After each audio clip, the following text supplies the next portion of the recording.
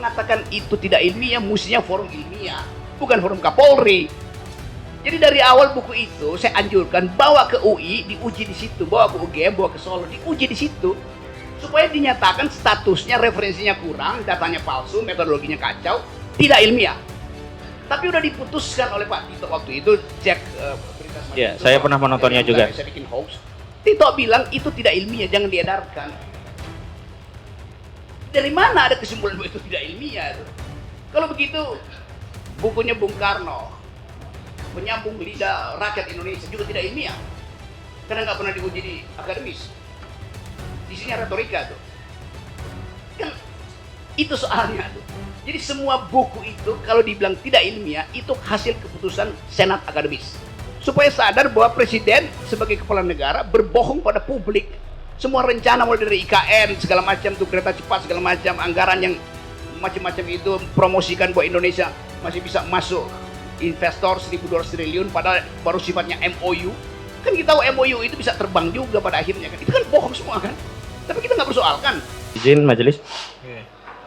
Saudara ahli, dalam proses pembuktian itu ada hal yang sifatnya empiris dan transenden, dan kemudian hal yang sifatnya empiris tadi dibuktikan dengan satu asumsi, praduga, keyakinan, tapi tanpa melihat fakta. Saya ingin ahli menerangkan bagaimana semestinya kita untuk membuktikan kebenaran yang sebenarnya empiris, faktual, bisa diindra, bukan kebenaran yang sifatnya transenden yang kita tidak bisa mengindranya begitu. Nanti kami kaitkan dengan proses pembuktian begitu. Suatu kebenaran transenden itu datang dari sekuensis logis. Artinya tanpa harus membuktikan datanya itu pasti ujungnya benar itu. Prinsipnya dalam logika, many times we must reason without knowing whether our facts are true. But we do want our reasoning to be correct. Jadi kendati datanya nggak ada, kalau reasoning kita, nalar kita lurus, pasti kita ketemukan. Tapi itu penemuan itu diperoleh oleh reasoning, bukan oleh fakta itu. Jadi kalau kita kesulitan untuk membuktikan, pakai akal aja.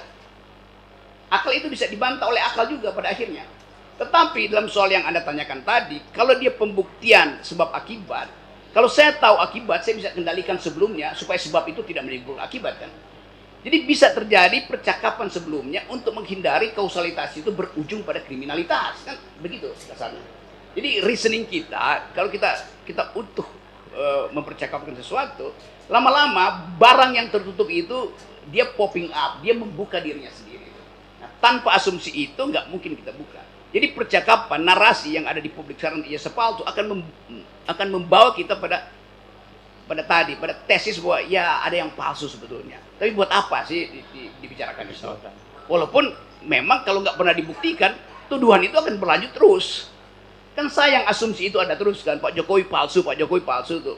Nanti kalau Pak Jokowi satu waktu lengser, lalu orang bilang itu tukang palsu lewat di depan kita, kan nggak enak sebagai bangsa kan. Mending selesaikan soal itu. Undang aja percakapan baru di luar sidang, kan masih ada waktu tuh. Iya. Baik, tolong terangkan karena begini, ada dua isu yang sebenarnya objeknya sama tapi tarikannya dianggap berbeda. Bagi warga negara menyampaikan pendapat, apapun pendapat itu, terlepas dalam pendapat itu ada yang benar, ada yang keliru, warga negara memandang ini sebagai hak konstitusional karena dijamin dalam pasal 28. Tapi ada semacam fenomena bahkan secara faktual sejumlah aktivis, sebut saja Edi Mulyadi, Syahganda Nainggolan, Jumhur dan yang lainnya, narasi-narasi kebebasan berpendapat itu sekarang ditarik menjadi seolah suatu kejahatan. Misalkan dianggap sebagai kebencian, hoax atau penyebar kebohongan, bahkan dianggap ini menerbitkan keonaran. Saya ingin beri batasan yang konkret, apakah hal-hal seperti itu adalah hak konstitusional yang dijamin konstitusi, atau sebenarnya memang kejahatan? Kalau ini memang kejahatan, hukum saja semua orang berpendapat, begitu. Waktu kita pindah dari sistem kerajaan, pergi pada sistem republik, semua hal yang sifat privat itu kita hentikan kedudukannya. Raja tidak boleh lagi klaim bahwa dia punya tubuh privat. Begitu pindah republik, raja itu hanya punya tubuh publik, namanya presiden itu. Sekarang KUHP kita campur ulang itu tuh. Menghina presiden artinya menghina martabat Jokowi. Nggak ada di dalam teori filsafat hukum itu. Tubuh privat raja terpisah dengan tubuh privat presiden terpisah dengan tubuh privat publik. Jadi kalau dia orang publik, seluruh publik boleh menghina dia. Itu konsekuensinya. Lain kalau dia melekat di dalamnya tubuh privat. Menghina raja artinya menghina pribadi raja. Itu mungkin abad 7 udah hilang itu dalam percakapan. Bahkan kalau kita belajar teori filsafat hukum itu, di abad-abad 13 itu, kata konstitusi artinya hak membunuh raja. Jadi bayangkan pada waktu itu, bukan sekedar menghina raja, membunuh raja. Karena tadi, raja itu pindah ke wilayah publik, maka dia mesti nggak ada baju di dia, mesti dibuka semua bajunya tuh. Karena dia orang publik. The public man ini yang berhak untuk mempersoalkan dan netizen itu. Jadi jangan kalau netizen mengkritik, itu dianggap sebagai, itu pidana. Nggak ada pidana di bila politik. Ini kan soal politik kan. Masa ada pidana politik? Lo politik itu berubah karena perubahan kekuasaan. Nanti ada balas dendam jadinya. Jadi saya mau pastikan bahwa hak berpendapat itu dimaksimalkan dan dijamin maksimal di ruang publik. Nah, kalau seseorang di ruang publik dihina oleh publik, nggak boleh dikriminalkan. Dan itu kebebasan mutlaknya di situ tuh. Anda boleh caci maki seseorang itu, marah bahkan, Anda boleh mulut Anda itu tiba di depan hidungnya, nggak ada soal. Yang penting jari telunjuk Anda tidak tiba di ujung hidungnya. Begitu Anda sendu, itu artinya Anda menghina otoritas tubuh privatnya, maka Anda kena pidana. Ya, karena itu Presiden siapa kemarin itu Macron dilemparin telur busuk itu nggak biasa saja. Biasa begitu. aja. George Bush dilemparin sepatu nggak ada delik di situ tuh. Siapa lagi tuh? Donald Trump dihina habis-habisan nggak kena delik. Kan itu konsekuensi jadi orang publik.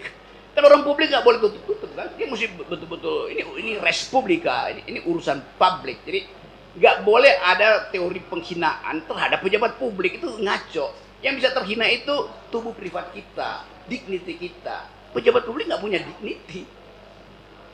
Baik. Presiden punya anak. Kapan presiden punya anak? Yang punya anak Pak Jokowi. Jadi kalau menghina anaknya presiden nggak juga, itu nggak masuk akal juga. Jadi nggak mungkin ada yang disebut ini istri presiden, ini anak presiden. Di dalam basa-basi diplomasi iya ini first lady itu. Tetapi secara hukum nggak mungkin presiden punya anak. Karena itu nggak mungkin juga anak presiden punya ayah kan begitu. Baik. Ini saya melihat ada fenomena. Dulu kita mengenal dasin ansih, aktualisasi itulah yang menyebabkan eksistensi. Ketika ada sekelompok masyarakat ingin mengaktualisasikan ide pemikiran dan eksistensinya itu dalam bentuk kritik, dan kemudian kritik tadi dibaca sebagai kebohongan, dibaca sebagai kebencian, dibaca sebagai tendensi kepada sara, suku, agama, ras, dan antar golongan. Maksudnya saya ingin kaitkan, misalkan dalam konteks pasal 14 ayat 1 dan 2 itu kan orang kemudian dianggap melakukan kejahatan karena dianggap menyebarkan kabar bohong yang menerbitkan keonaran. Terlepas ini juga debatable keonaran. Saya mau tanya, apakah kemudian ruang nalar kita itu tidak bisa eksis hanya karena belenggu bahwa segala hal yang berkaitan dengan aktualisasi ide pemikiran tadi akan menjadi kebohongan, akan menjadi sara, dan juga akan menjadi kebencian, sehingga kena pasal yang dalam pengamatan saya ini menjadi pasal langganan ya, 14, 15, 28, dan 156. Silahkan terangkan. Gini, banyak hal yang dalam waktu kemudian dievaluasi sebagai bukan kejahatan. Pada akhirnya begitu nanti itu. Jadi kita mesti antisipasi. Coba saya kasih ilustrasi ya. Yang paling klasik adalah membahas ide republik. Di dalam drama Shakespeare, Anda tahu ada lakon yang namanya Brutus, Julius Caesar. Di situ diterangkan Julius Caesar dibunuh oleh Brutus. Lalu kita caci maki Brutus, bahwa Brutus membunuh Julius Caesar. Belakangan kita evaluasi, kenapa Brutus membunuh Julius Caesar? Karena Julius Caesar mengatakan dia pemimpin republik, maka dia perlakukan orang secara setara. Keadilan dia tunjukkan. Brutus pegang janji Julius Caesar. Akhirnya Julius Caesar jadi seorang otoriter. Julius Caesar ini kaisar yang hidup kira-kira abad pertama atau abad pertama sebelum Kristus itu, 100 tahun sebelumnya. Julius Caesar mengkhianati ide republik, maka dia ditusuk oleh Brutus itu. Sekarang di dalam riset belakangan, Brutus dianggap sebagai seorang yang berhak membunuh Julius Caesar Kan Julius Caesar berbohong terhadap ide republik. Jadi Shakespeare mungkin akan bikin lakon baru supaya Brutus nggak disebut-sebut sebagai orang yang berkhianat. Kan? Yang berkhianat justru Julius Caesar. Karena itu istilah it is you Brutus, Anda ternyata ya. Oh memang Brutus akan bilang, memang saya. Karena saya berniat untuk membunuhmu karena kau mengkhianati prinsip yang kita pegang bersama-sama. Brutus dan Caesar bikin perjanjian bahwa kita akan bikin republik ini baik. Caesar berkhianat, maka Pacta Sunt Servanda tidak berlaku lagi.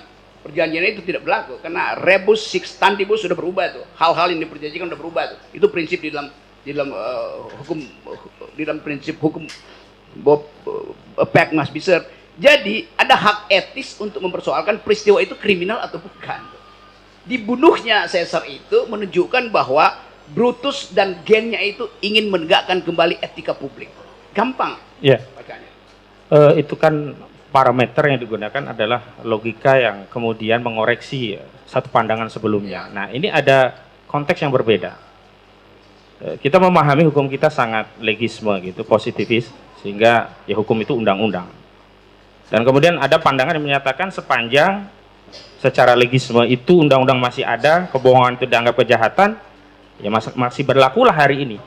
Terlepas undang-undang itu sudah lama sekali tidak pernah diterapkan. Saya ingin tegaskan demikian. Pasal 14, 15 Undang-Undang Nomor 1 Tahun 1946 ini tidak pernah ada ya, kasus di era-era sebelumnya. SBY pun tidak ada, Megawati tidak ada, bahkan zaman Orde Baru tidak ada. Kemudian ada entah ini penyelundupan atau aktualisasi penerapan yang seolah-olah segala hal yang terkait dengan pendapat itu menjadi satu kebohongan. Dan memang seksi dengan pasal kebohongan ini, ancamannya 10 tahun sehingga bisa menahan, walaupun sebenarnya bisa dengan pasal 27. Maksud saya, subjektivitas penegakan hukum yang bisa dikendalikan oleh kekuasaan ini kan berbahaya bagi rakyat.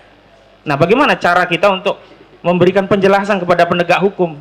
Hal-hal yang demikian itu bisa berdampak kepada hak dasar rakyat, hak konstitusional rakyat yang bebas menyampaikan pendapat di muka umum. Oke, saya kasih ilustrasi dulu ya supaya kita ada real fact di situ. Kira-kira sebulan lalu saya naik gunung ke Surya Kencana, Gunung Gede, Gunung Pangrango. Rakyat di situ, kepala desa di situ datang ke saya bilang bahwa kami mau digusur karena akan ada penambangan panas bumi di situ di kawah Gunung Gede itu. Saya bilang, terus kalian ngapain? Kami ketakutan itu. Terus dia tanya pada saya, ini kepala desa lulusan SD. Gini Pak Rocky, kalau saya foto seseorang yang lagi mengukur tanah kami, kena ITE nggak kami? Anda bayangkan, rakyat di situ sampai segitunya takutnya. Udah frustrasi. Jadi bagaimana hegemoni dari ITE itu masuk pada kepala desa yang sederhana, yang dia cuma ngurus kentang dan cabai sawit di situ, takut untuk motret. Saya tanya, kenapa Anda takut? Nanti saya dituduh menghalang-halangi pekerjaan. Dia disosialisasikan sebagai proyek strategis Presiden Jokowi. Dipakai nama presiden di situ. Jadi menyebut proyek strategis Presiden Jokowi, rakyat ketakutan, bahkan untuk melaporkan. Jadi yang Anda terangkan tadi itu udah berlaku sampai tingkat bawah. Undang-undang ini jadi monster. Padahal tadinya undang-undang ini dibikin untuk menghalangi transaksi elektronik yang merugikan negara. Nah sekarang transaksi elektronik dalam bentuk korupsi nggak ada, pakai cash, nggak pakai lagi undang-undang ITE itu kan. Jadi ini undang-undang yang udah dipalsukan berkali-kali, justru dipakai sekarang untuk menghalangi orang yang kritis. Kan konyol di situ kan. Ini undang-undang dungu itu. Iya. Problemnya bahwa lagi-lagi karena asas legalitas ada semacam saya menyebutnya otoritarianisme aparat penegak hukum yang berdalih pada adanya legalitas. Walau nanti pada praktik penegakannya muncul ada gium tangkap duluan, bukti belakangan, dan akhirnya ada semacam pemilihan dan penetapan pasal-pasal yang dikaitkan dengan pasal lain agar bisa melakukan penahanan. Contoh, kalau ini penghinaan kan bisa saja pasal 27 Undang-Undang ITE, tidak perlu pakai 28. Tapi saya melihat intensi penggunaan pasal 28, pasal 14 itu lebih tinggi karena memang ada subjektivitas di sana bisa untuk menahan. Sebenarnya fenomena apa ini penegakan hukum yang seperti ini secara filosofisnya? Kenapa nggak diambil prinsip minus malum? Yang minusnya aja, kenapa yang maksimalnya? Kan jaksa bisa pilih, ya saya tuduhkan yang paling lemah aja deh, bisa transaksi di ruang pengadilan kan. Kenapa mesti ambil yang tinggi itu? Karena ada prinsip bahwa pidana terakhir itu adalah pidana pamungkas. Kan itu nalarnya bagaimana? Perselisihan antar warga negara dipasangkan pidana tertinggi itu. Itu ngaco. Jadi keakraban berwarga negara hilang dong. Fungsi dari percakapan itu untuk membatalkan pidana justru tuh. Jadi kasih sesuatu yang bisa orang tahu, oke, ada kesalahan, tetapi jaksa karena dia bijak, dia tuntut aja yang paling lemah tuh. Bukan tuntut paling tinggi. Itu peradaban demokrasi begitu, supaya dimungkinkan kita bercakap-cakap sebagai warga negara tuh. Kalau saya lihat jaksa, kita ragu, kita mau diapain tuh. Sama seperti kita lihat polisi sekarang, itu polisi lagi problem, sehingga dia takut lihat masyarakat sipil sekarang. Ya. Jadi hal ini yang kalau itu didalilkan, kita masih hidup di dalam tradisi yang disebut sebagai inkuisisi. Pengadilan di zaman Romawi yang tuduh dulu suruh dia buktikan itu. Saya mau hukum mati Anda, buktikan bahwa Anda gak akan mati, padahal udah mau dibunuh itu. Kan tesis itu masih berlaku pada praktek kejaksaan kita itu. Sifat inkuisisi itu. Balas dendam, menghukum sekeras-kerasnya itu. Tubuh orang dianggap sebagai bagian yang harus dipamerkan di dalam ruang publik yang disebut the festival of torture. Abad 14 begitu. Semua penjahat itu kalau dihukum kurang, dia mesti dipamerkan, digantung, dibakar tuh. Festival of torture, festival kekerasan. Ini negara Pancasila, bagaimana ada festival of torture? Ya, saya kutip fakta-fakta. Jadi ada semacam vonis publik dulu sudah diterima oleh terdakwa atau orang yang baru dalam tuduhan melakukan tindak pidana. Dan dalam proses persidangan bahkan tuduhan-tuduhan itu tidak dimunculkan dalam dakwaan. Saya kasih contoh kasus yang lain, tapi nanti saya kaitkan juga dengan kasus ini. Misalkan dalam kasus terorisme Ustadz Farid Ahmad Uqbah, itu ada tuduhan pendanaan terorisme, Undang-Undang Nomor 9 Tahun 2013 tentang penjagaan pendanaan terorisme. Dan itu difestivalisasikan ke seluruh publik melalui media. Dan itu dari penyidik yang menjadi sumber. Dalam dakwaan di persidangan tidak ada pasal itu. Dan ketika ada 3 dakwaan, hanya 1 dakwaan. Nah, saya kembali kepada soal hari ini. Ini juga demikian. Ada core yang berbeda. Kalau memang ini core-nya ITE, semestinya lex spesialis fokus ke ITE. Kalau ada perbedaan pasal, paling ke 27, ke 28. Tapi ini seolah-olah ada motif ingin menjerat terdakwa. Kalau nggak kena pasal ini, pasal ini, pasal ini, cari yang terberat. Ada pasal ITE, ada pasal HOK, ada bahkan penistaan agama. Bagaimana pandangan Anda terkait hal ini? Itu yang kalau saya simpulkan, ini yang disebut the very philosophy of retaliation, pembalasan dendam gitu. Ngapain kita sebagai warga negara mendendam? Kalau antara pribadi mungkin ada dendam karena kultur. Ini urusan publik, apa ada dendam di situ? Atau kalau kita terangkan, Pak Jokowi berbohong nggak pernah kita laporkan pengadilan, paling kita olok-olok. Kami pernah gugat di Pengadilan Negeri Jakarta Pusat. Hanya untuk apa? Supaya sadar bahwa presiden sebagai kepala negara berbohong pada publik. Semua rencana mulai dari IKN segala macam tuh, kereta cepat segala macam, anggaran yang macam-macam itu, promosikan bahwa Indonesia masih bisa masuk investor 1.200 triliun padahal baru sifatnya MOU. Kan kita tahu MOU itu bisa terbang juga pada akhirnya kan. Itu kan bohong semua kan. Tapi kita nggak persoalkan. Iya, ada 2 konsep mohon untuk diterangkan agar kita tidak jatuh pada salah satu konsep yang kita hindari. Ada mahstat, ada rehstat. Dalam konteks rehstat tentunya aparat penegak hukum itu menjadi abdi negara, bukan abdi penguasa. Ketika jatuh negara itu menjadi mahstat, maka aparat penegak hukum bukan lagi menjadi abdi negara, tapi menjadi abdi penguasa. Apakah fenomena yang terjadi hari ini adalah suatu fenomena yang menunjukkan negara kita sudah jatuh kepada mahstat tadi? Udah berlangsung begitu. Bukti ada KUHP. Kalau dibilang apa isi KUHP sekarang, semuanya delik politik yang dihukum tuh. Itu udah makstat namanya tuh. Kan kalau rekstat, oke, equality before the law, dan seringkali juga salah diterimakan.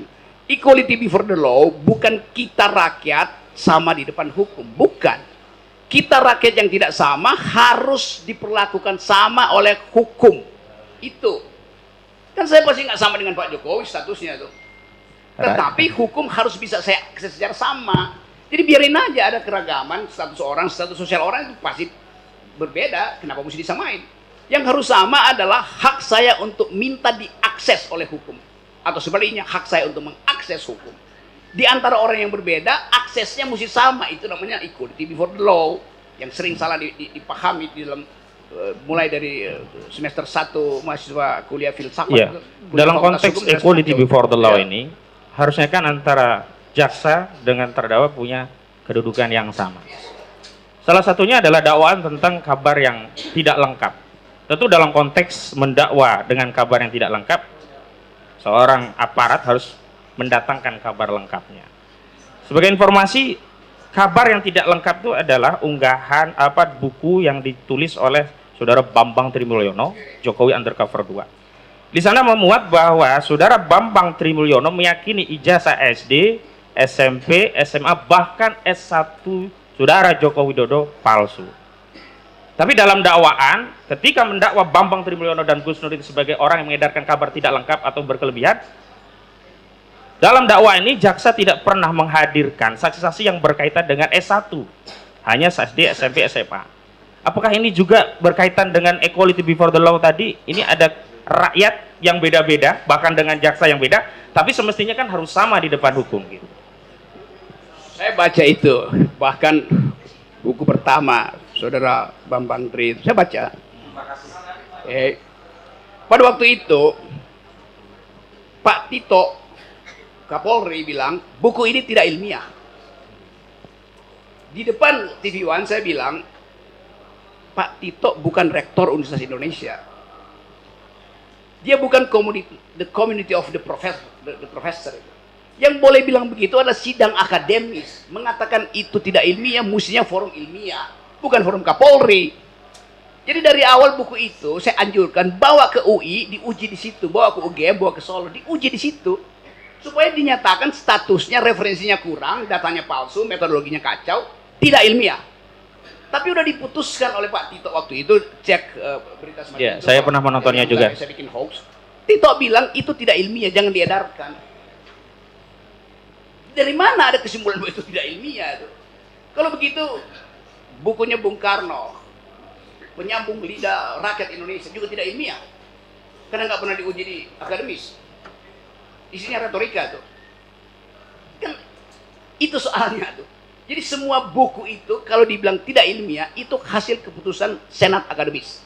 Bukan hasil keputusan penguasa. Beda. Jadi standar berpikir kita juga ngaco itu. Karena benci pada seseorang bilang tidak ilmiah, padahal dia sendiri bukan petugas ilmiah tuh. Jadi hal semacam itu yang ingin saya ucapkan, supaya semua buku itu harus disebut ilmiah sebelum dinyatakan tidak ilmiah tuh. Yang menyatakan itu siapa? Ya orang ilmuwan, bukan pejabat, bukan jaksa, bukan polisi. Kan itu soalnya. Dalam hal ini ada satu buku yang saudara ahli juga sudah pernah membaca, bahkan ada 2 versi. Jokowi Undercover 1 itu berkaitan dengan riwayat hidup Joko Widodo. Jokowi Undercover 2 itu berkaitan dengan riwayat pendidikan yang hari ini membawa terdakwa Bambang Trimulyono sebagai terdakwa dalam kasus ini. Namun pada saat yang sama belum pernah diuji dalam forum akademis dan belum pernah ada tulisan pembanding yang melakukan kritik terhadap buku ini. Secara otoritatif dia sendiri dalam kebenaran dan tidak bisa diganggu karena tidak ada yang menguji, tidak ada juga buku yang mengcounter. Saya mau kaitkan dengan kebijakan era SBY. Mungkin saudara Ali masih ingat Jos Adi Condor bikin buku namanya Gurita Cikeas. Dan itu secara elegan oleh Presiden SBY dibantah dengan buku dan itu juga tidak berimplikasi pada hukum. Praktik bernegara seperti apa sih yang terjadi hari ini? Itu namanya, kan SBY datang dari kalangan akademis. Dia tahu dalil akademis dibantah oleh dalil akademis supaya dialektikanya muncul. Kan itu yang mestinya terjadi itu, yang nggak terjadi hari ini itu. Sehingga saya beberapa kali diminta untuk menentukan status akademis dari sebuah disertasi itu. Disertasi nih ya. Saya bukan PhD. Tetapi setiap disertasi ada logikanya. Lalu saya bilang, mudah.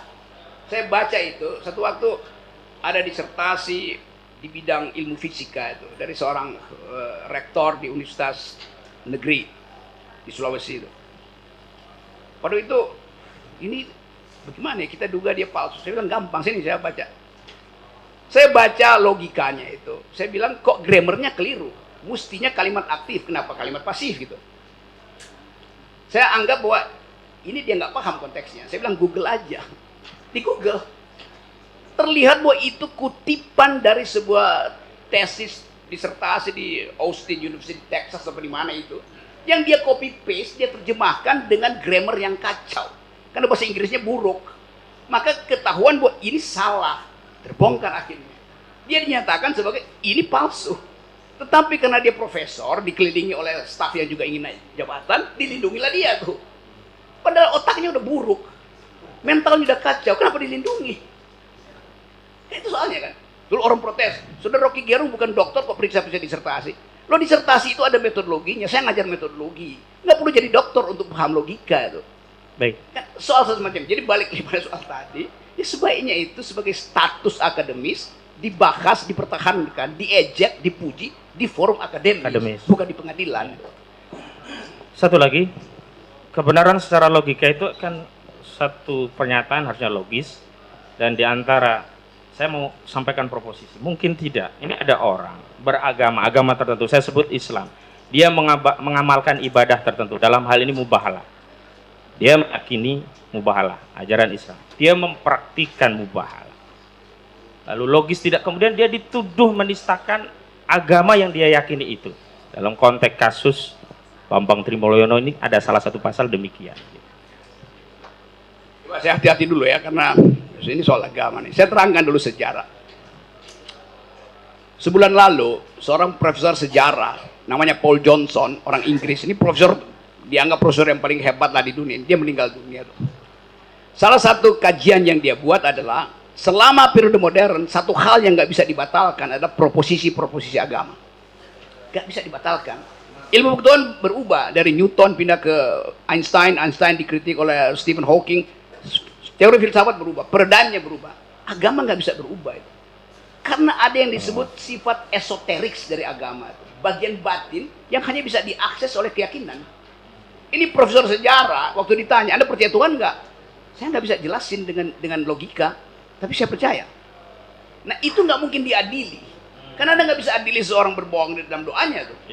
Jadi kalau dia katakan bahwa kesungguhan hati dia ingin membuktikan itu di dalam doa, dalam sumpah itu, dia nggak usah dibuktikan. Kan itu bagian yang paling intim, bagian core de la core, creme de la creme, the core self dari homo religiositas adalah itu. Kalau meminjam istilah Pak Andul, core of the core begitu ya? Ya, core of the core, itu terjemahan dari bahasa Perancis, creme de la creme. Ya. Baik, terima kasih Ali. Selanjutnya saya berikan kesempatan ke rekan saya. Terima kasih Yang Mulia, izin ke rekan sebelah kanan. Oke, silakan dilanjutkan. Terima kasih Yang Mulia. Saya lanjutkan saksi ahli dalam persidangan yang sudah dilewati yang panjang. Monggo untuk minum dulu. Dalam persidangan yang panjang sampai pada hari ini. Jadi kita di persidangan ini kan masih memperdebatkan tentang permasalahan kebohongan. Jadi bohong, beberapa ahli kemarin menyatakan bahwa bohong itu harus dibuktikan dengan kebenarannya. Jadi kalau menurut ahli, bagaimana dengan filsafat dari pembuktian kebohongan ini? Saya cari akal dulu ya, supaya ada konsep saya uraikan di situ. Gini.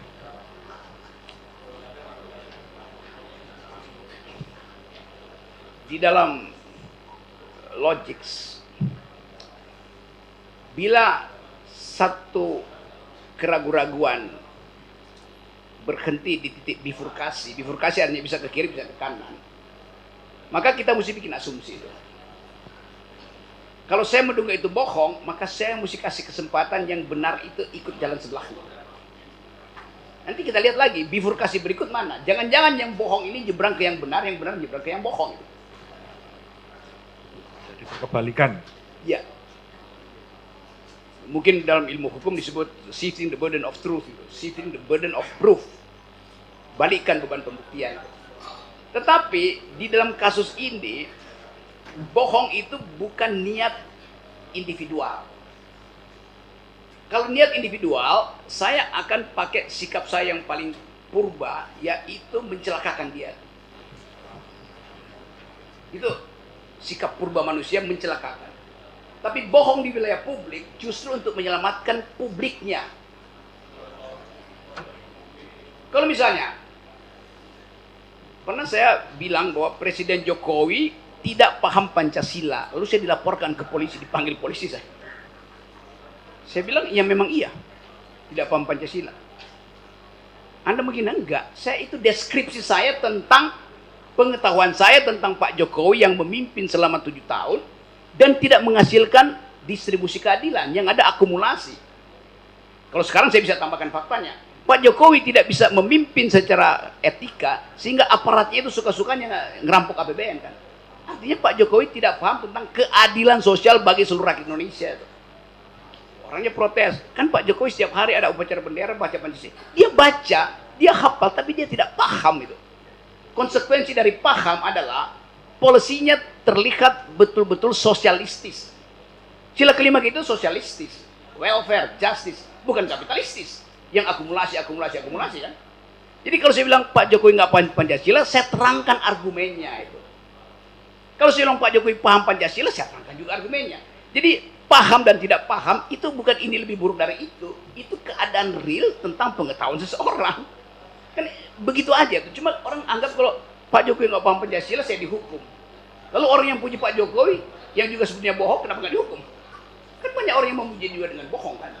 Jadi lebih baik lawan yang jujur daripada kawan yang tidak jujur. Dasarnya etisnya begitu. Kita diajarkan oleh agama, oleh kebudayaan supaya ucapkan sesuatu dari hati yang jujur gitu. Bukan manipulasi. Balik pada tadi, kalau Pak Jokowi yang saya hina, maka saya tidak jujur karena saya mau merendahkan dia. Tapi yang saya persoalkan adalah kedudukan Pak Jokowi sebagai pejabat publik supaya publik diselamatkan dari kemungkinan kebohongan Pak Jokowi itu menimbulkan ketidakadilan di dalam public policy. Kan itu yang kita mau cegah tuh. Itu yang kita sebut sebagai fungsi oposisi dalam demokrasi. Yang Pak Jokowi sendiri nggak peduli. Kan Pak Jokowi satu kali pidato tidak diperlukan oposisi itu. Bahayanya kalau nggak ada oposisi, ya begini jadinya. Kalau ada oposisi, semua yang dilakukan oleh terdakwa itu diambil alih oleh partai oposisi. Dan nggak mungkin dipidanakan partai oposisi itu. Karena itu adalah battle, perang antara opinion dan kontra opinion kan. Jadi kalau kita bahas secara luas, semua ini terjadi karena nggak ada oposisi di Indonesia. Di mana demokrasi yang nggak ada oposisi, di situ terjadi maksta. Itu dasarnya. Baik, terima kasih saksi ahli. Saya lanjutkan untuk pertanyaan.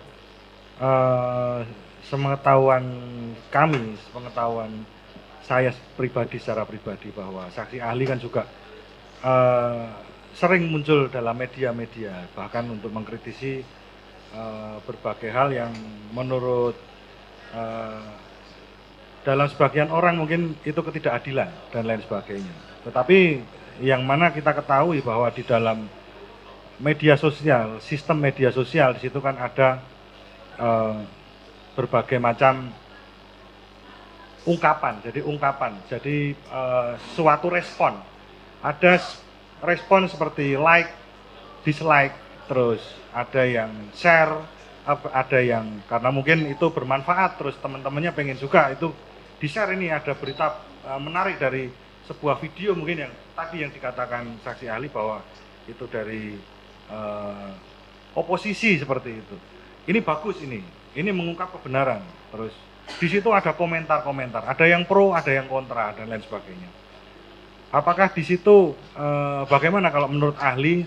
Apakah hal-hal tersebut kalau diksinya adalah kata-kata keonaran, dan kalau kita dalam persidangan hari ini yang keonaran ini kan yang sedang kita kejar, apakah itu betul-betul menimbulkan efek yang negatif pada masyarakat? Kalau menurut ahli secara filsafat bagaimana? Saya terangkan dulu pengalaman saya. Dulu saya punya Twitter Pak Hakim. Twitter saya itu followernya 2,5 juta. Setiap hari saya kasih kritik aja situ. 2,5 juta follower. 3 hari sebelum Presiden Jokowi dilantik untuk kedua kalinya, Twitter saya dirampok, dihancurin. Yang bikin keonaran saya apa mereka? Yang merampok itu yang bikin keonaran. Twitter saya itu dalil akademis. Setiap hari saya kasih kritik dengan dalil akademis. Quotation-nya filosofis itu. Kok dirampok? Karena saya dicitrakan sebagai anti Presiden Jokowi. Ya, apa yang salah kalau anti Presiden Jokowi? Jadi kacau sosial media. Sampai sekarang saya nggak punya sosial media lagi. Saya nggak punya Facebook, saya nggak punya Twitter, nggak punya Instagram segala macam. Yang ada ya pakai nama saya. Banyak itu. Bahkan Instagram yang pengikutnya mungkin 1 juta orang itu pakai nama saya, dia pakai untuk dagang obat kuat. Ya saya diamin aja, mau diapain, coba nggak ada hukumnya juga kan. Jadi bayangkan misalnya sosial media yang isinya obat kuat tiba-tiba masuk beginian, ya dia mainkan juga sebagai isu aja kan.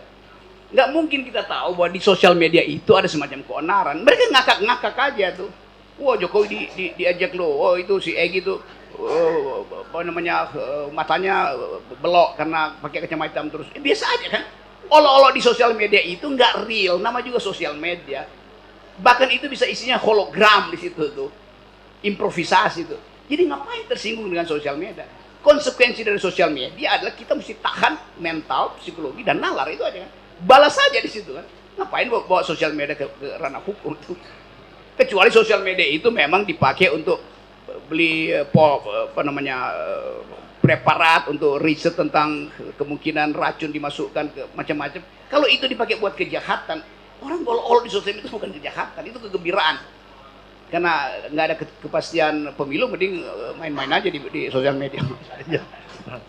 Juga itu termasuk saksi ahli. Jadi seperti tadi yang disampaikan bahwa yang pengen kita dengar di sini dari saksi ahli adalah contoh dalam, apakah contoh-contohnya seperti keonaran seperti yang tadi kan disampaikan bahwa komentar dan lain sebagainya itu adalah kegembiraan, luapan ekspresi kan seperti itu. Tapi kalau seandainya kalau kita bukan kita Bali ya, tapi kan ini kenyataan. Kalau seandainya ada permasalahan yang mengungkap mungkin yang saat ini terjadi, bahwa siapa yang memunculkan keonaran?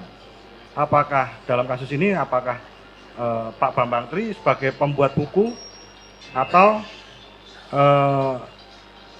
beliau yang dituduhkan ijazahnya palsu? Saya belum pernah dengar reaksi Pak Jokowi yang bisa kita sebut Pak Jokowi membuat ini jadi onar itu. Ya, beliau kan biasa aja tuh. Tetapi secara batinnya saya bisa baca Pak Jokowi terpapar oleh tekanan publik. Karena itu gimmicknya kelihatan, ngumpulin rekan-rekan sesama alumni segala macam itu. Kan itu semacam kecemasan individual orang itu titik di mana batas antara kemarahan dan berupaya untuk menenangkan diri ada di situ, age-nya ada di situ, total anxiety kalau bahasa psikologinya itu. Nah, kecemasan itu justru diulas oleh netizen.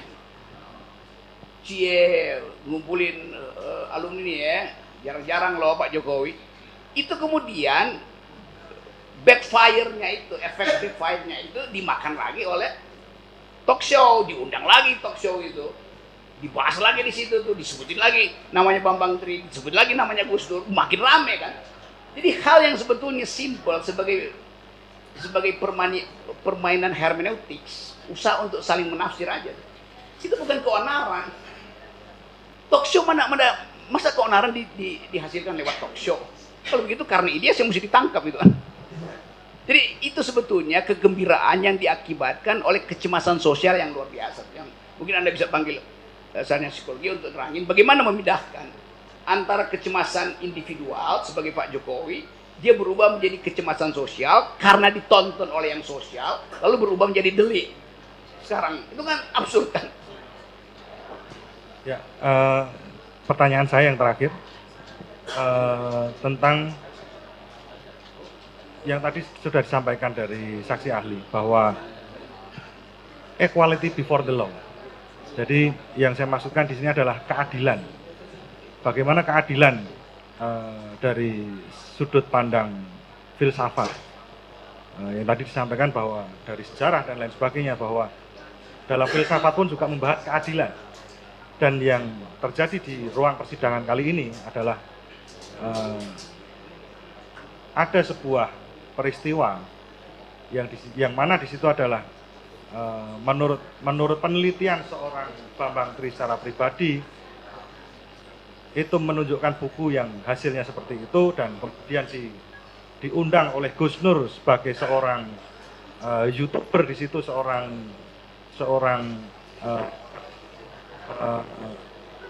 ulama, seorang penyebar ajaran agama Islam. Di situ beliau melakukan mubahalah dalam isi buku tersebut, apakah betul atau tidak.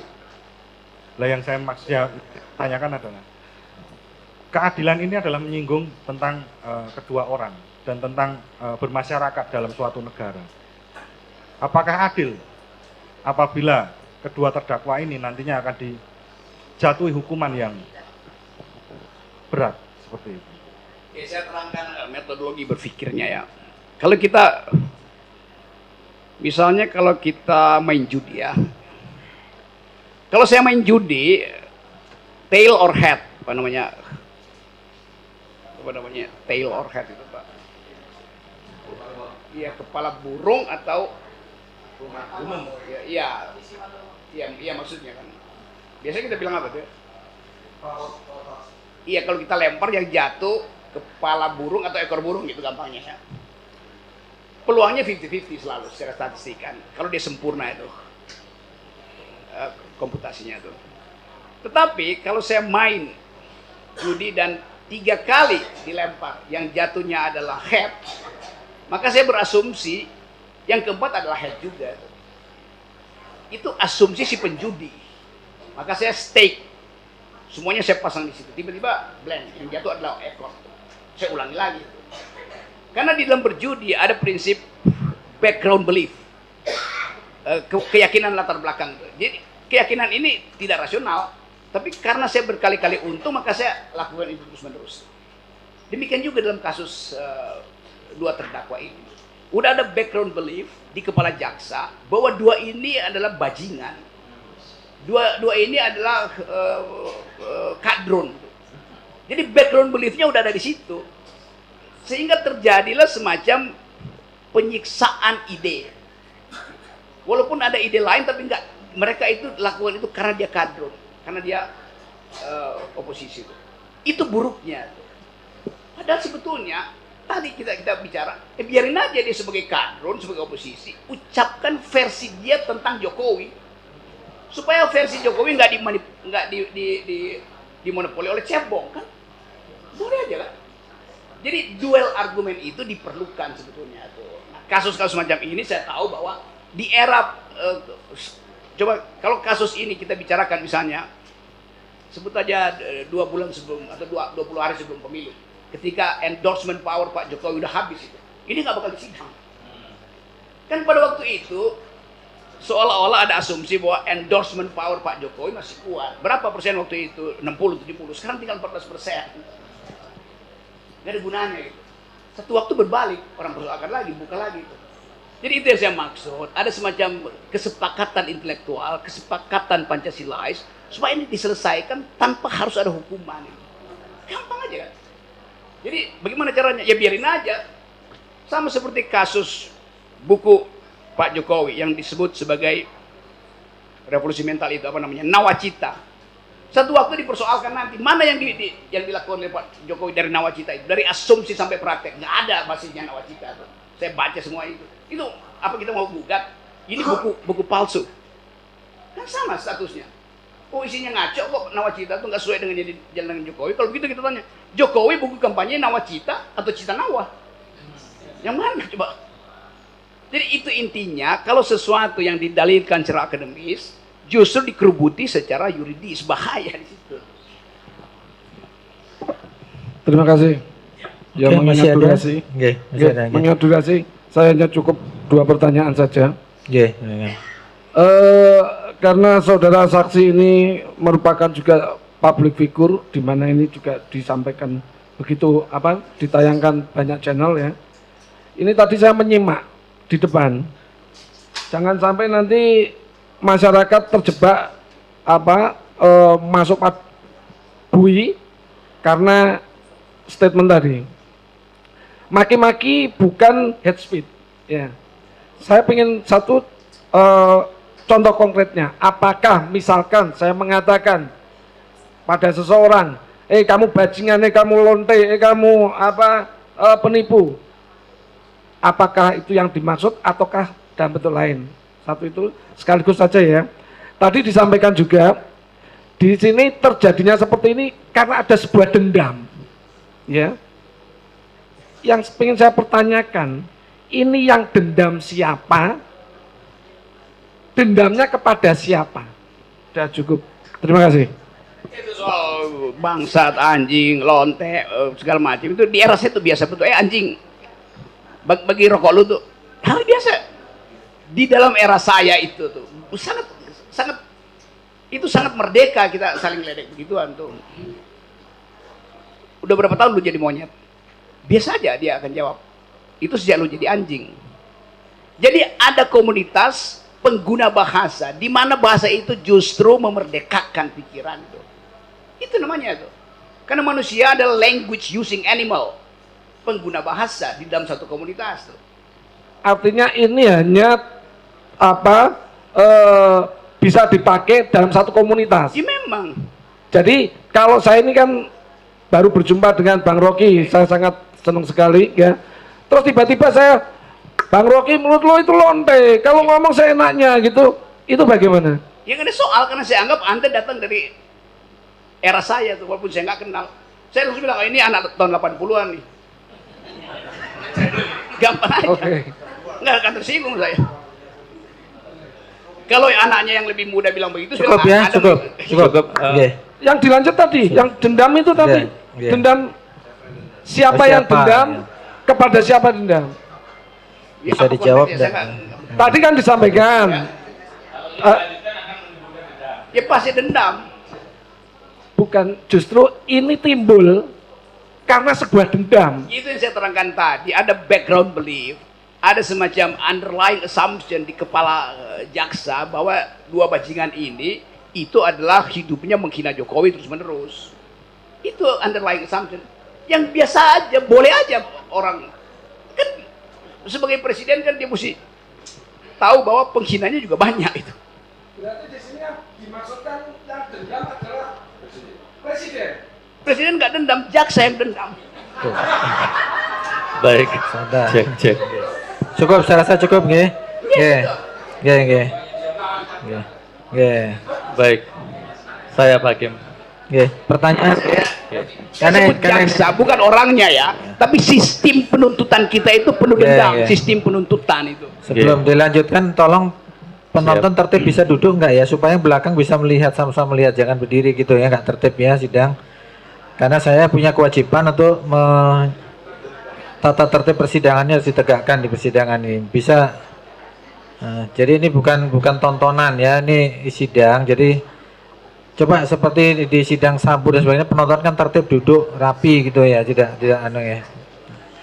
Baik. Silakan dilanjutkan. Ini cek. karena ahli memberikan Cek. pendapat, Baik. jadi Anda tidak usah memberikan pendapat tapi pertanyaan. Iya, saya bertanya. Pertanyaan. Baik. Saudara ahli Bang Rocky Gerung, alhamdulillah akhirnya saya bisa bertatap muka langsung. Bang Rocky, kalau boleh saya tahu tiket pesawat pulangnya jam berapa? Saya biar bisa minit waktu. Jam berapa, Mas? Ya jam 4 saya mesti balik ke Jakarta. Berarti jam 3, setengah 3 sudah harus meninggalkan pengadilan ya. Baik. Saya bertanya, sebelum saya bertanya saya ingin menyampaikan statement dulu. Saya tidak marah dan tidak dendam kepada jaksa. Walaupun di dalam alam bawah sadarnya jaksa itu Gus Nur harus salah, pasti salah, wajib salah. Nah, tapi nggak apa-apa, saya akan selalu mendoakan mudah-mudahan jaksa penuntut umum sakinah mawaddah rumah tangganya, berkah rezekinya, husnul khotimah insya Allah. Baik Bang Rocky, saya mau bertanya. Saya waktu itu dipanggil oleh, ini untuk penyidik, barangkali penyidiknya nonton dan pasti nonton ya, Pak Totok Budi sama teman-temannya itu di Mabes ya. Saya dipanggil sebagai saksi. Oke, saya datang, saya di BAP sebagai saksi dengan bahasa yang ramah, santun, macam-macam lah. Kurang lebih 4 jam, 5 jam.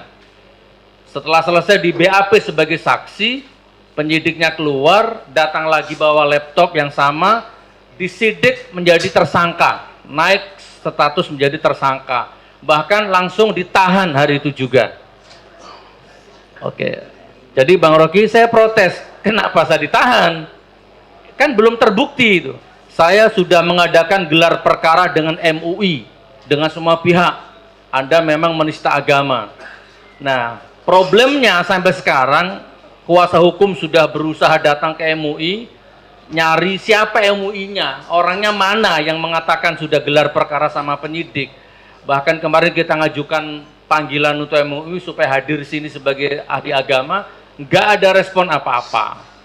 Nah ini Bang Rocky ya, dan akhirnya intinya saya ditahan sekarang sudah 4 bulan, kurang lebih 4 bulan, dari Bareskrim dipindah ke Polda Jateng, dipindah ke sekarang Makobrimob dengan berbagai macam dinamika deritanya saya terima. Menurut Bang Rocky gimana? Ini kezoliman atau ini penindasan atau bagaimana?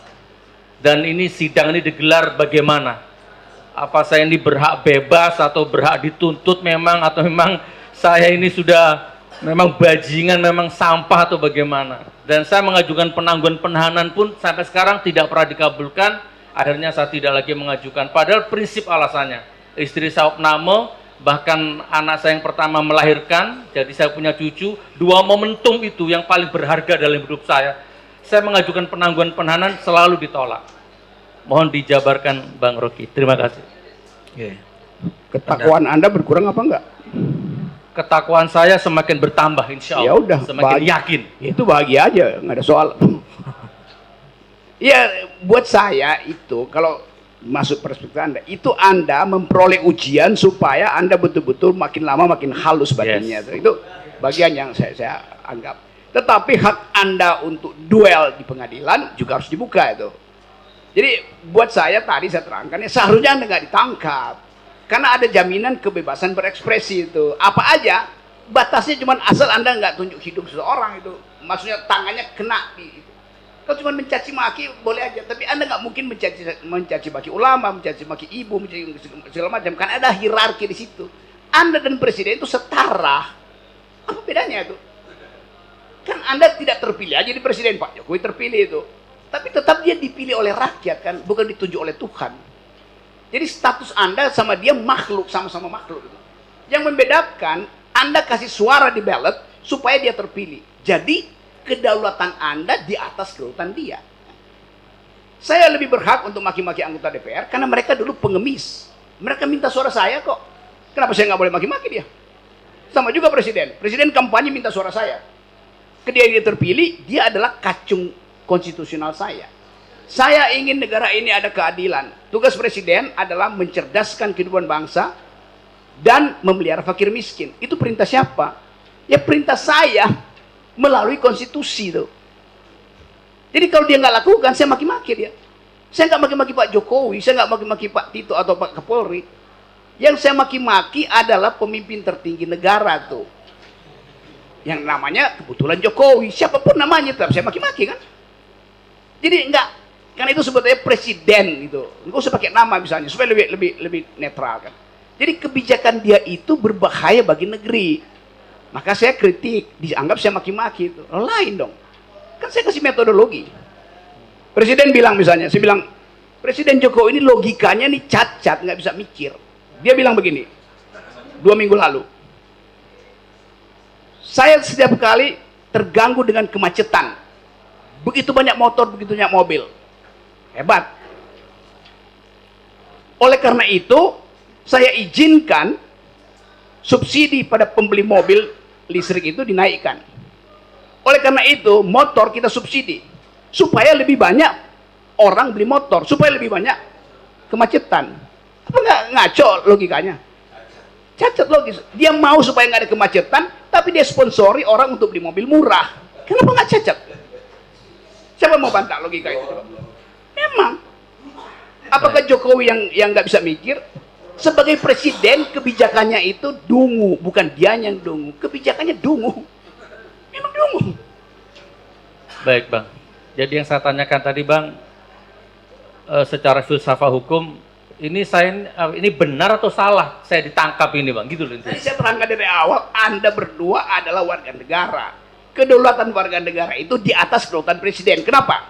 Presiden itu hanya berdaulat selama 5 tahun, Anda berdaulat seumur hidup.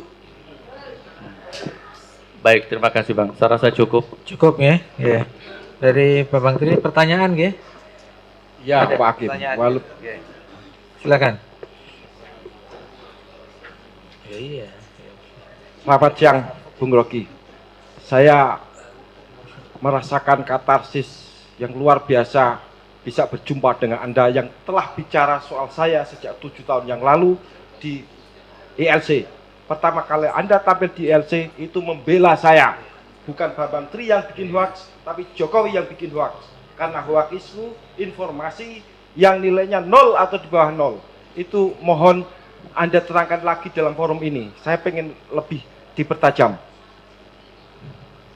Waktu itu, 7 tahun lalu, waktu kasus itu masuk, saya bilang bahwa status dari tulisan itu adalah gugatan terhadap seseorang yang jabatannya paling tinggi di Indonesia tuh. Jadi, ya semakin tinggi jabatannya, semakin gugatan itu makin kenceng. Dasarnya itu aja.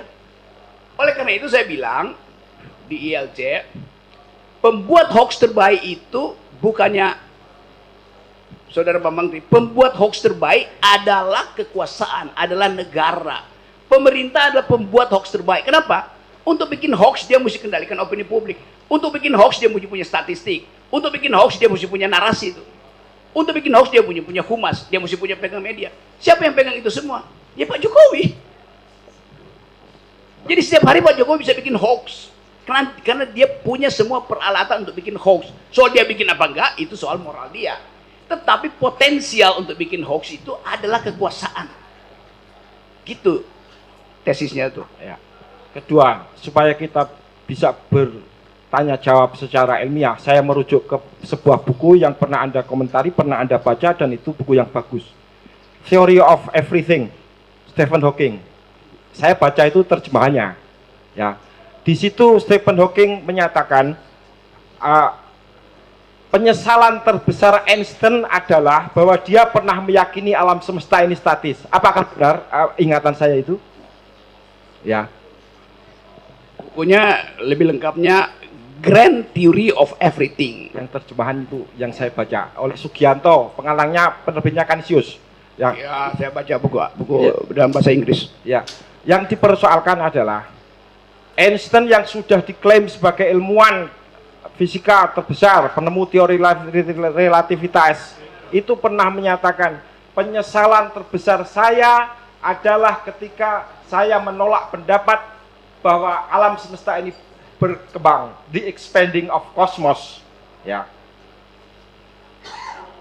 Bagaimana kalau suatu saat nanti orang menemukan ya bahwa ijazah Pak Jokowi benar-benar palsu seiring dengan waktu, ya. Apakah jaksa ini tidak akan menyesal 7 turunan kalau itu terjadi? Menurut Pak Rocky bagaimana berdasarkan buku tadi?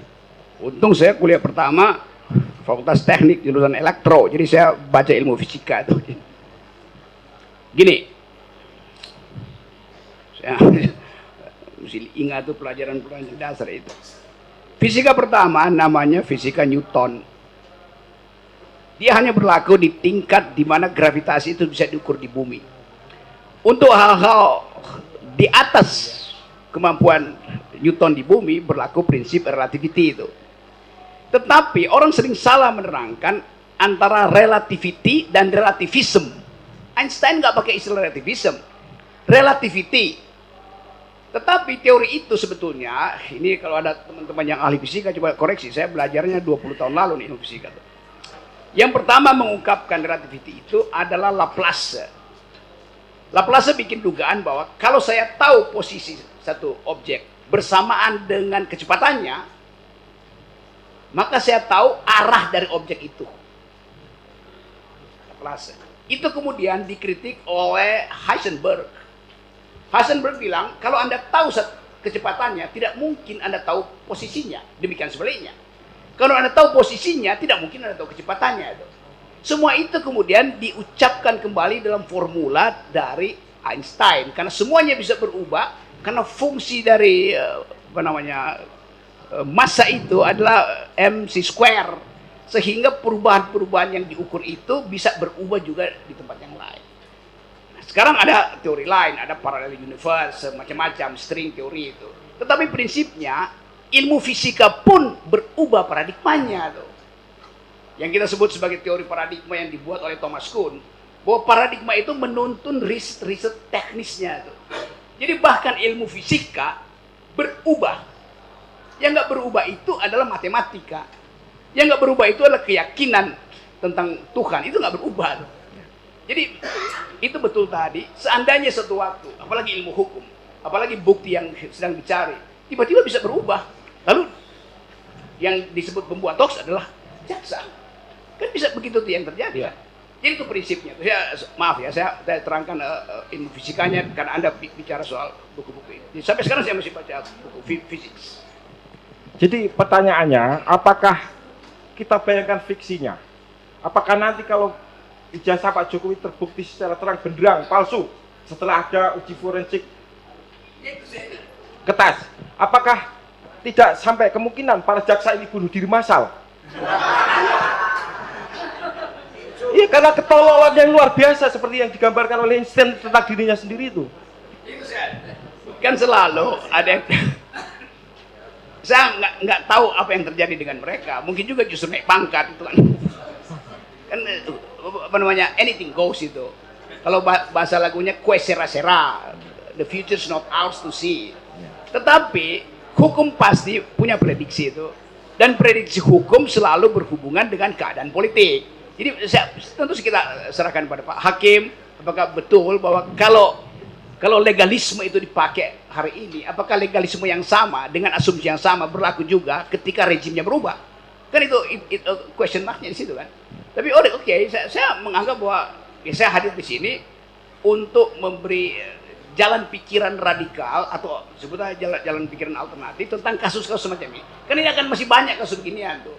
Jadi kalau diurut, ya mungkin bukan cuman bunuh diri massal, bunuh diri seluruh infrastruktur kejaksaan, kan kasusnya banyak kan bukan cuma ini.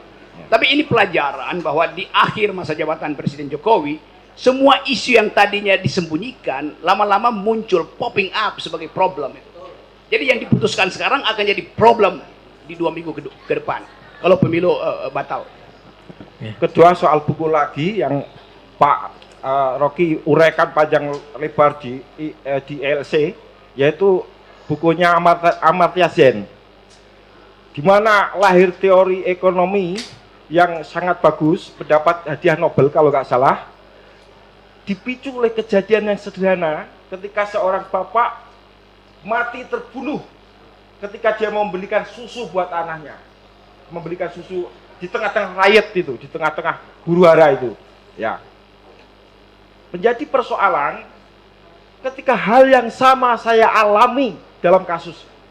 Bayangkan, saya gambarkan, saya pulang dari penjara, istri saya dalam keadaan hamil. Betapa dalamnya goresan yang saya alami. Ya. Saya berusaha untuk membela diri saya, yang saya tanggung jawab presiden dong. Karena dia presiden saya, bagaimana dia tidak melindungi keamanan saya sebagai napi? Kan boleh itu.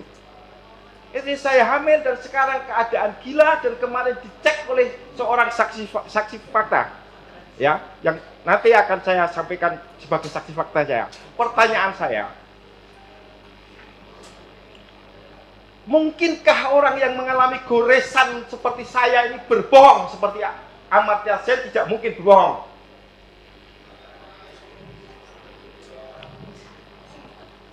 Pertanyaannya kemungkinan ya. Ya. Monggo bisa dijawab. Saksi ahli hanya berpendapat, monggo pendapat ahli gimana? Saya dulu juga mengajar mata kuliah judulnya filsafat dan psikoanalisa. Ada satu teori di dalam psikoanalisis bahwa yang diendapkan di bawah sadar itu yang benar itu. Teori Freud. Sekarang kita mau cari tahu kuncinya di mana yang biasa disebut Freudian key dalam kriminalitas itu. Kalau seseorang pada akhirnya memperlihatkan kejujuran dengan konsekuensi yang panjang, maka kita mesti duga dengan kuat bahwa dia sudah menghitung itu karena konsekuensinya panjang. Jadi dia menganggap bahwa buat apa saya bohong kalau konsekuensinya sampai soal keluarga saya terlantar. Itu namanya kalkulasi eksistensial di dalam cara seseorang menghayati core self-nya. Tadi saya kasih cerita tentang Brutus dan Caesar. Brutus teman baik Caesar. Dia tahu kalau dia patuh aja pada Caesar, dia bisa jadi duta besar, dia bisa jadi Menko Polhukam tuh. Tetapi hati nurani Brutus mengatakan, Anda teman baik gue, kenapa Anda hianati ide republik? Brutus tahu kalau dia bunuh Caesar, dia juga akan mati, Brutus ini. Tetapi dia ambil risiko itu, dan dia tahu bahwa dia akan dicaci maki sebagai pengkhianat. Setelah berabad-abad, baru bisa diterangkan bahwa Brutuslah pahlawan, Caesar itu bajingan. Karena dia mengkhianati ide publik republik. Tapi kemudian nanti ada keterangan lain bahwa Brutus sebetulnya adalah anak dari Julius Caesar, karena Caesar itu kerjaannya adalah ngewek dengan semua istri pejabatnya. Saya pakai istilah itu supaya lebih mudah. Hobi Caesar adalah menyetubuhi istri-istri pejabatnya. Salah satu yang dia setubuhi adalah ibunya Brutus. Jadi kalau kita gambarkan peristiwa ini di kepala kita, ini bisa jadi sinetron panjang gitu. Tentang kemaksiatan politik Indonesia. Hal ini sekarang dibuka di dalam soal polisi kan macam-macam isunya kan. Isu seks masuk di situ, isu narkoba, isu penyalahgunaan jabatan. Jadi dalam satu peristiwa kecil ada semua variabel tentang kebiadaban itu bisa masuk di situ. Itu yang dialami oleh saudara Bambang Tri, sehingga dia ekspresinya itu betul-betul eksistensial. Cara dia menatap saya, gemetar dia ngomong. Jadi saya hanya bisa membantu mendudukkan soal ini dari semua perspektif pengetahuan yang pernah saya pelajari dan saya pertanggungjawabkan. Assalamualaikum warahmatullahi wabarakatuh.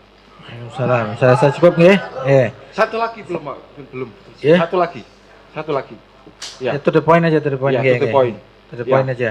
Yeah. Dan itu kan pernyataan saya di depan publik itu apakah itu betul-betul saya alami atau saya bohong tentang istri saya, kan gampang pengujiannya. Tes DNA anak itu. Kalau bukan anak saya berarti saya tidak bohong. Ya artinya saya tidak bohong bahwa dia mengalami suatu udah paksa kekuatan yang luar biasa yang tidak bisa saya atasi. Ya, sama dengan masalah ijazah, loh. Betapa gampangnya itu dilakukan tes forensik dengan karbon ya, usia kertas ini sama atau enggak dengan ijazah yang benar. Lah saya sudah sampel yang asli sudah, sehingga saya siap menghadirkan di pengadilan. Kalau Jokowi punya, bandingkan aja. Kan sama simpel persoalannya.